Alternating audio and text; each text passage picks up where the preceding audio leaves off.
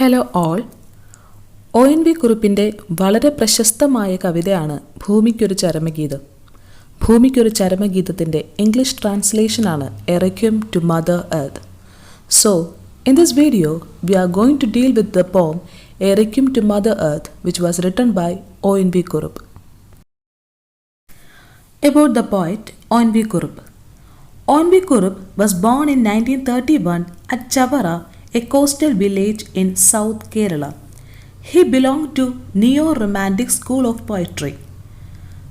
Though he is considered a romantic poet, he started his poetic career as a representative of the pink era in Malaylam, when literature came under the influence of left-wing politics in a big way. He sang with deep emotion about the dreams of the laboring classes and the cruelties of the capitalistic class. His poetry is marked by the presence of highly descriptive images of nature.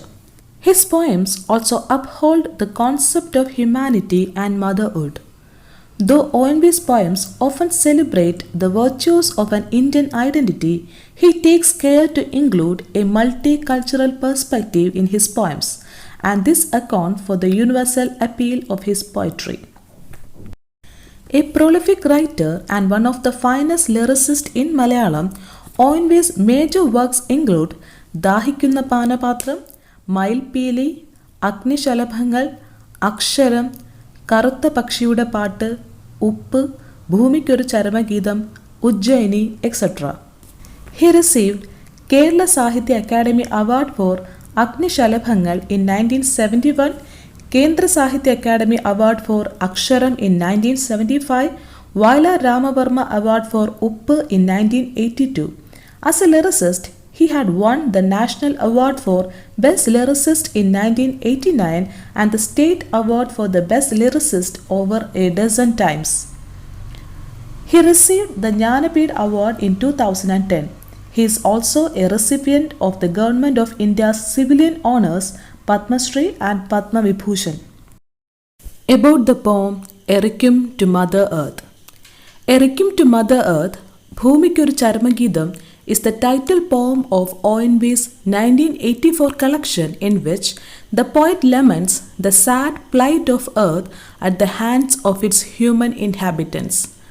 The poem is at once an appeal, an exhortation, a warning, and a dirge. It is an appeal to the ruthless humans to stop the relentless exploitation of Earth, an exhortation to be mindful of the countless sacrifices that Earth does for the humans, a warning against desecrating of the sacred caretaker, and a dirge for the magnanimous and forbearing mother who refuses to die for the sake of her children. The poem, by addressing the issues of ecological preservation, states that only mutual coexistence between man and the earth would preserve the future of human race. The poem ഭൂമിക്കൊരു ചരമഗീതം, written by O.N.V.Kurup, was translated into English by S. Velayudan. Now, let's have a detailed analysis of stanza 1 to 6 from the poem A Requiem to Mother Earth, which was written by O.N.V.Kurup. The poem A Requiem to Mother Earth starts with an epigraph. So, what is an epigraph? Epigraph is a short quotation or saying at the beginning of a book or chapter intended to suggest its theme. The epigraph goes like this: A song of praise for this earth, for its surge of life, for poetry, the essence of its beauty. A Requiem to Mother Earth commences with an epigraph giving a clear indication of what the poem is about. It is a song of praise for the earth, for its surge of life, and for poetry, for its essence of beauty. It is a song of praise. Praise means homage. Poet is paying respect to Mother Nature. For its surge of life, for poetry, the essence of its beauty. Surge of life means abundance of life you see around you, and also for the poetry, which is considered as the essence of its beauty. The poet mourns for his near-dying Mother Earth and by hearts this dirge well in advance, as he is not going to be there to attend the funeral. Moving to the first stanza of the poem, This earth not yet dead, in the eminence of your death, may your soul rest in peace. This song I inscribe in my heart today is a requiem to you and to me. നമുക്കറിയാവുന്നതുപോലെ ഭൂമിക്കൊരു ചരമഗീതം ആരംഭിക്കുന്നത് ഇങ്ങനെയാണ്. ഇനിയും മരിക്കാത്ത ഭൂമി, നിൻ ആസന്ന മൃതിയിൽ നിനക്ക് ശാന്തി, ഇത് നിന്റെ എൻ്റെയും ചരമ ശുശ്രൂഷയ്ക്ക് ഹൃദയത്തിൽ എന്നേ കുറിച്ച ഗീതം. This earth not yet dead, in the eminence of your death, may your soul rest in peace. Earth has been personified by the poet, and the song is a requiem to earth who is on the verge of death. This earth is not yet dead. In the eminence of your death, he wants that it might die soon. Eminence means soon to arrive. May your soul rest in peace. He is wishing eternal peace to earth. This song I inscribe in my heart today is a requiem to you and to me. So, the poet is inscribing these lines in his heart today as a requiem to you, and not only to you but also to me. What is requiem? Requiem is a song of mourning composed as a memorial to a dead person. So, this poem is composed as a requiem to the dying earth. The earth is not yet dead, but it's dying. The poet says that the poem is a requiem not only to earth but also to him, because he knows that without earth man cannot live. So he is wishing eternal peace both to earth and for human race. Moving to the second stanza of the poem, when tomorrow you lie benumbed in the enveloping shadow of the dark poison flower of death, none will be left here, not me either, to mourn, to moisten your dead lips with our tears. Therefore, I inscribe this to you, Mother Earth, not yet dead, in the eminence of your death, may your soul rest in peace. When tomorrow you lie benumbed, benumbed means lack of sensation. When tomorrow you lie benumbed in the enveloping shadow of the dark poisoned flower of death. Flower usually symbolizes beauty. But here the poet describes death as a flower which has poison in it. As the shadow envelops the entire earth, none will be left here in this earth. When you die, we too will die. That means human race will extend. To mourn, to moisten your dead lips with our tears. When she lies there awaiting death, no one would be left on the earth to mourn her death.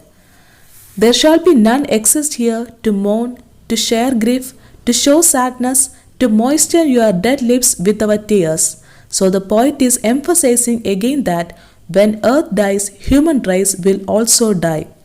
Therefore I inscribe this to you, Mother Earth, not at death, in the eminence of your death, may your soul rest in peace. The whole clan of human race would be wiped off from the face of the globe, and no single being would be here to moisten the dead lips of Mother Earth with their tears. So the poet inscribes this song to earth well before the clock chimes marking the doom. Moving to the third stanza of the poem, you, mother even to the Parai, who bore the 12, from whom 12 clans branched, bore countless children, who could not live in amity, you saw them with your own eyes, devouring one another, you stood helpless, shedding unseen silent tears. You, mother even to the Parai. The reference is to the folklore of Kerala that attributes the birth of the different clans and castes in the land to the 12 children that a Parai, a low-caste woman, bore to Vararuji, a Brahmin.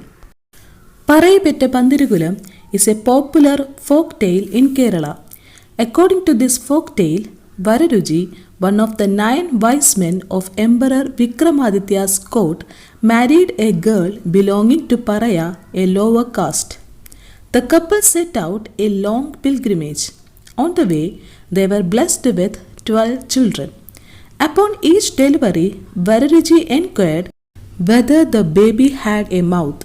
If the wife said yes, he would say, God will appease the one with mouth. and would ask the wife to abandon the baby then and there and proceed. 11 children were deserted since they had a mouth. The tale goes that after the 12th birth, when Varuji asked whether the child had a mouth, the wife said he didn't have a mouth in the hope that she may get to raise at least that child. But when she looked at child, after saying that, the child indeed was seen to have born without a mouth. Varuji consecrated the 12th child as a deity on top of a hill and they proceeded on the pilgrimage. The 11 abandoned children were adopted and brought up by 11 different families varying from the aristocratic upper caste to very low caste. This is the folklore behind the name Parai. So, the poet says that you, mother even to the Parai. Parai is a person who gave birth to many children. O.N.V. says that Mother Earth is the mother even to Parai who bore 12 children, from whom 12 clans branched. Clans means caste. Caste which evolved from the children of Parai. Bore countless children who could not live in amity. As there were caste distinction, there are numerous fighting that happened between the children of Mother Earth. He says that her children could not live in amity. Amity means friendship. There doesn't exist any sort of friendship between the sons of Mother Earth. They always used to fight. You saw them with your own eyes devouring one another. You saw them. Here O.N.V. is addressing Mother Earth.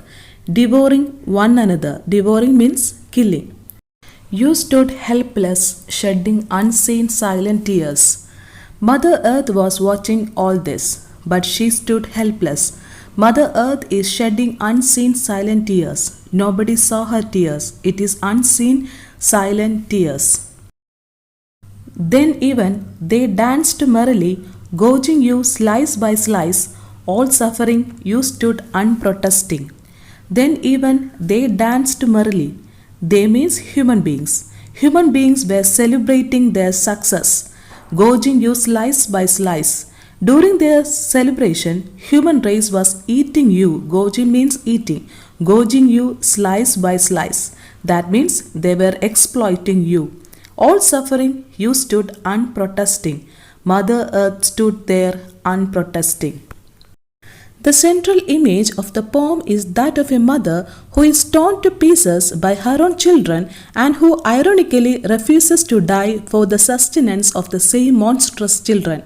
The poet portrays the conflict among the human siblings who fight among themselves, driven by greed and selfishness, and bring misery to Mother Earth. How she stands a mute, helpless victim to all the battles fought in the name of power and superiority, shedding silent tears, is delicately shown in the poem. They danced merrily, devouring Mother Earth, slicing her, miming her, while she considered herself even unworthy of hope as she stood enduring all the blows meted out to her by her own children. Her children, blind with a thirst for wealth and power, quenched their thirst by sucking out her blood. The same lives that she nurtured by feeding milk from her breast deprived her of her life. Moving to the fourth stanza of the poem, parting your soft green mantle, you sucked them at your breast. As they grew, they discovered a strange thirst, their last, a thirst for the blood of your sacred heart. Parting your soft green mantle. Parting means bid goodbye. Mother Earth had to bid goodbye to her soft green mantle. Mantle means cover. She had to part with the soft green mantle because of the exploitation of human race. You sucked them at your breast as they grew. You fed the human beings, but as they grew, the human beings discovered a strange thirst. Their last. The poet knows that without earth, human beings can't survive. They need Mother Earth. A thirst for the blood of your sacred heart. And what is their thirst? The thirst for your blood, your sacred, pure, divine blood. The harrowing image of suckling babies at the mother's breast who devour her with vampirish greed, draining her of her blood, is representative of the modern man's greed in mercilessly destroying their source of life. Moving to the fifth stanza of the poem, O mother, favorite bride of the sun, you lost even the bridal finery he gave you. They tore it to shreds. They clawed at your bare body. They feasted on the gushing blood. The rhythm of death resounds everywhere as they swell in their frenzied dance. O mother, again and again, poet addresses earth as mother. O mother, favorite bride of the sun. O.N.V. refers to earth as the favorite bride of the sun, maybe because of the presence of life in it. You lost even the bridal finery he gave you. Finery means showy attire. Earth is very beautiful to look it from the space. The look is very appealing. But gradually you lost that beautiful finery. She received this beautiful finery from the sun as the bridal gift. They tore it into shreds. They here refers to human beings. They tore it into shreds. Shreds means little pieces. They clawed at your bare body. Here the poet is using animal imagery. They preyed on your bare body. They feasted on the gushing blood. The blood was gushing out or oozing out. They celebrated on your gushing blood. The rhythm of death resounds everywhere. They celebrated on your gushing blood, and the rhythm of music of death resounds everywhere. We can hear the music of death everywhere as they swell in their frenzied dance. But the human beings are engaged in the frenzied dance, means uncontrollable dance. They are celebrating their success. They are not hearing the music of the death. It is the bright beauty of earth that the poet points at when he pictures her as the favorite bride of the sun. But the beastly man tears her to pieces and drinks the blood that gushes out of her body, forgetting that it is his own blood that he is guzzling out. Moving to the sixth stanza of the poem, the story of the young Greek who unwittingly married his mother is dated. The children of Mother Earth, they who strip her naked, script a new version of the old story. What they strip, they sell in the market for a drink.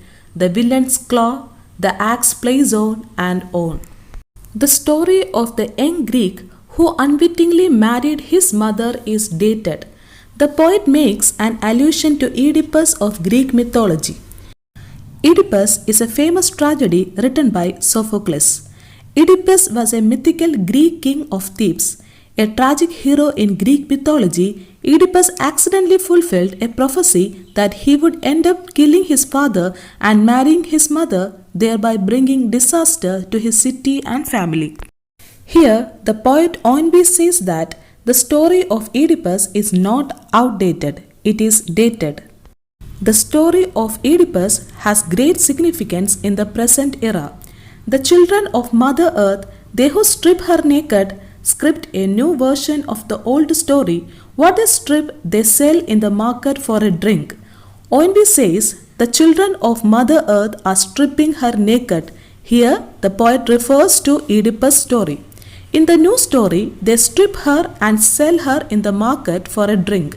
Drink here refers to materialistic attitude of the human beings, the objectification of nature, how they are commercializing and exploiting nature.